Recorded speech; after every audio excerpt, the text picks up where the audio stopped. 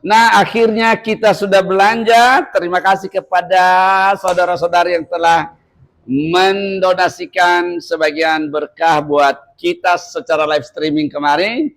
Sudah terkumpul dan ini kita sudah belanjakan sekalian dan kita beli berapa karung itu yang 30 kilo. Lalu kita buat 55 kilo satu tempat dan kita akan berangkat besok sore menuju Tapanuli Tengah. Untuk lokasi kita akan terjun ke yang paling parah dan juga yang sederhana.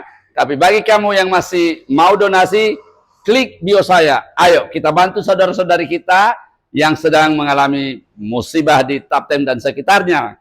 Saat ini mereka membutuhkan makanan dan lebih-lebih tempat tinggal. Jadi kita datang pasca bencana. Saya akan bertanya apa yang mereka butuhkan. Kalau makanan kita akan bawa sesuai dengan yang dari live streaming. Tapi yang paling penting, bagaimana kehidupan mereka selanjutnya. Tunggu di video perjalanan kami menuju Taptem. Bersama saya, Pontigia. Jangan lupa, ada nomor rekening di bio saya. Silakan pilih bagi yang tergerak untuk donasi. Tapanuli Tengah dan sekitarnya. Bye-bye. Mari, ini anggota lagi packing. Hai, apa kabar semua? Are you ready? Oke, guys. Kita sesuai dengan uang ya.